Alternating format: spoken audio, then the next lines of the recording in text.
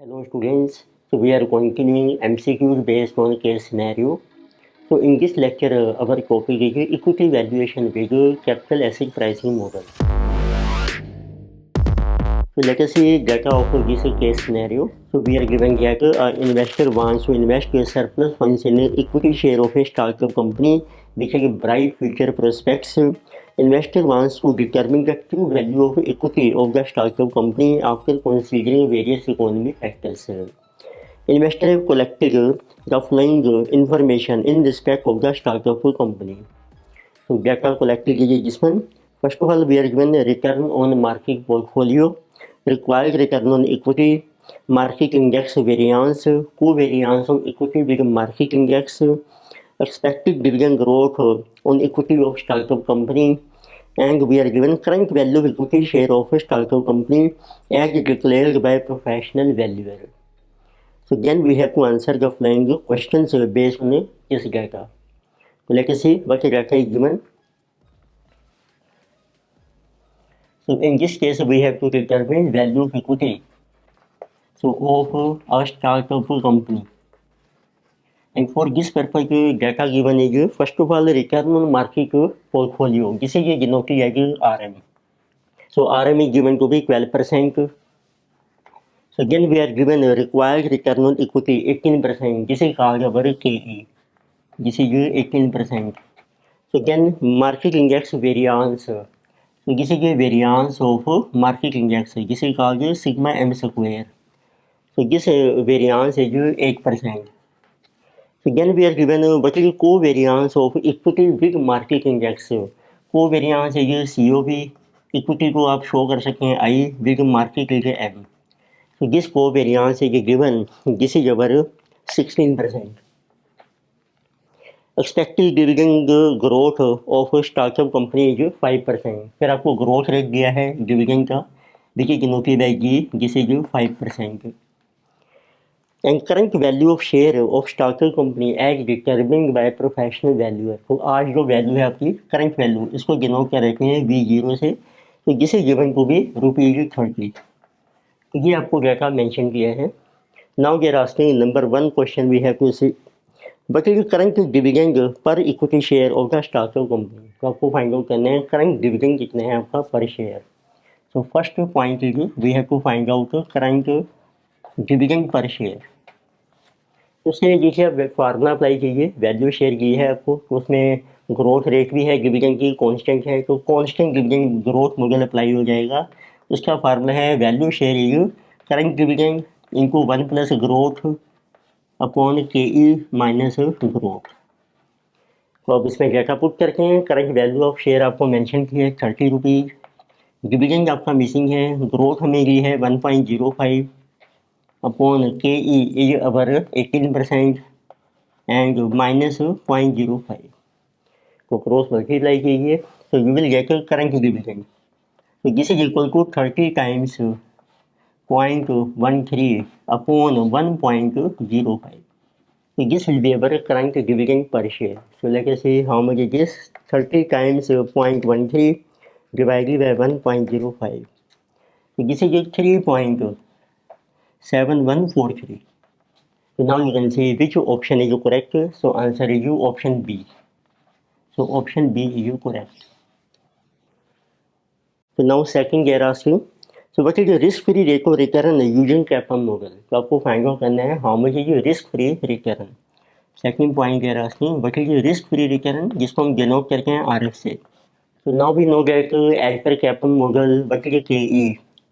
So as per capital asset pricing model, so KE is equal to RF plus beta of equity into RM minus RF. तो अब देखते हैं beta आपको mention नहीं किया है, पर बीटा का फार्मूला होता है. So beta of equity is equal to what is covariance of equity with market upon market variance. ये फार्मूला अप्लाई हो जाएगा यहाँ पर. कोवेरिएंस भी आपको दिया है, मार्केट का वेरिएंस भी आपको मेंशन किया है. This is 16/8. So beta is 2 times. So now you can put values here. के आपको देखो मेंशन की है. सो के इज गिवन 18%. RF आपका मिसिंग है. Beta is 2 times Return of market portfolio is given RM is 12%. So 12 minus RF. तो इस इक्वेशन को सोल्व करके so this will be 18 is equal to RF plus 24 minus 2 times RF. So RF is minus RF, it will go on the left side, positive RF, which is 24 minus 18. So hence RF is 6%. So now you can see which option is correct. Option C is correct. Answer is option C. So next let us see our third point. So in this they are asking what will be the expected value of equity share if inflation premium increases by 2%. अब आपका inflation premium increase हो गया है 2% से, तो पहले जो को डेटा मेंशन कर लेते हैं. अभी हमने D0 कैलकुलेट किया था, तो D0 की वैल्यू थी जिस बाकी 3.7143 and we have calculated RF also. RF is 6%. So third point they are asking you, so what will be our value of equity share if inflation premium increases by 2%. आपको value calculate करनी है of equity share and it is given that if inflation increases by 2%. इस case में हमारा basic rule होता है जब आपका इन्फ्लेशन चेंज होता है उससे आपका RF and RM both will change bye same amount. तो इसके बेस पे कैलकुलेट करके हैं what will be new RF. Present RF आपका है 6%, तो इसमें ऐड कर लीजिए 2% इन्फ्लेशन, टोटल विल बी 8%. तो what will be our new RM. So RM is 12%, so this will become 12 plus 2 14%. इसमें जब RF और RM चेंज हो जाएंगे तो आपकी KE भी चेंज हो जाएगी. So what will be our new KE. So KE का फार्मूला है एच कर के हम RF प्लस RF है आपका 8 प्लस B का is 2, RM is 14 minus 8. So this will B 8 plus this is 12. So new KE will be 20%. So now we can determine what will be new value of a share. So now you can calculate new, or we can say that revised value of a share. This is revised. Formula same है आपका current dividend into growth upon के minus growth. Current है आपका 3.7143, growth is 1.05%, के is 0.20 minus 0.05. So this new value share will be our 3.7143 into 1.05 divided by 0.15 rupees 26. This will be new value of share. So let us see which option is correct. So option A is correct. So answer is option A.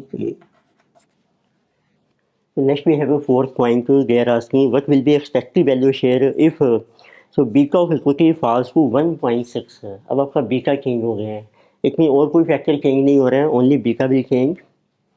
So fourth point we have to calculate what will be value share. तो ये आपकी missing है. If so beta of equity so it falls to 1.6. तो beta के change होने से भी आपकी KE चेंज हो जाएगी. सो लेके सी what will be new KE.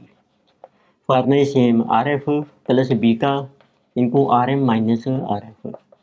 So RF है आपका presently 6 plus beta will be 1.6, RM is 12 minus 6. तो this is 6 into 1.6. So plus our 6, so it will B 15.6% will be our new KE. Now you can calculate what will be value of share. Formula dividend into growth upon KE minus growth. Current dividend is 3.7143, growth is 1.05% upon KE 0.156 minus 0.05. So this will be 3.7143. So plus 5%. This is 3.9. So divided by 0.106. So this will be new value of share 3.9 upon 0.106. So new value is rupees 36.79. तो आप इसको round of कर सकते हैं. So it will be rupees 36.80. Let us see which option is correct. Option B is correct. Next, fifth point they are asking, what will be value of share if inflation premium increases by 2%, market risk premium reduces by 1/6, beta of equity falls to 1.6 and respective dividend growth decreases to 4%. अब इसमें बहुत सारे economy के factors आपके change हो गए हैं, तो let us see one by one. सबसे पहले इन्होंने देखो मेंशन किया है आपको कि इन्फ्लेशन का जो प्रीमियम है आपका वो इंक्रीज हो गया है। तो इन्फ्लेशन इट राइजेज बाय 2%। फिर आपको मेंशन किया है कि जो रिस्क प्रीमियम है आपका वो भी आपका रिड्यूस हो गया बाय 1/6। तो risk premium it reduces by 1/6। Risk premium होता है जो RM माइनस RF है। तो इट मीन्स 1/6 के रिड्यूस होने के बाद ये रह जाएगा 5/6। It means it will remain into 5/6। तो ये आपको कैलकुलेट करना पड़ेगा, this will be our new risk premium. And beta has also fallen to, beta becomes now 1.6 and growth rate also decreases to 4%। ऐसे पहले की आपकी 5%, now new growth rate 4%। तो देखते हैं क्या क्या इफेक्ट्स होंगे। तो सबसे पहले इन्फ्लेशन के चेंज होने से आपका RF चेंज होगा। तो let us see what will be new RF। Present RF है आपका 6 plus 2% inflation 8%। What will be new RM।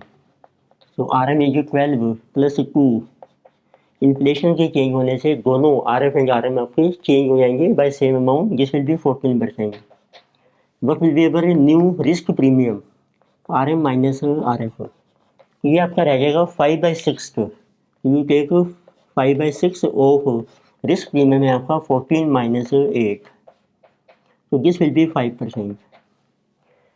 तो RF चेंज हो गया है, RM चेंज हो गया है, आपकी RM minus RF beta change हो गया है, तो आपकी KE भी चेंज हो जाएगी। So what will be new KE। So you take new RF 8, new beta 1.6, risk premium है आपको लेना है 5, so this will be 16%। Growth आपकी चेंज हो गई है। Now you can calculate what will be new value of share which is also called as revised value of share. Formula same है आपका, current dividend into 1 plus growth upon KE minus growth. Dividend है देखो आपके पास 3.7143। अब growth हो जाएगी 1.04। So new KE की 16% 0.16 minus 0.04। तो this value is coming 3.7143 into 1.04, this is 3.8629 divided by 0.1, so this will be new value of share, so this is 32.90। तो अब राउंड ऑफ कर सकते हैं, so this will be 32.20। so let us see which option is correct, so you can see option C is correct, so answer is option C। So in this lecture we did a case scenario based on equity valuation with कैपम model. Further topics continue करेंगे next lecture में। Video आपको अच्छी लगती है subscribe कीजिए, recommend कीजिए, share कीजिए। Thank you.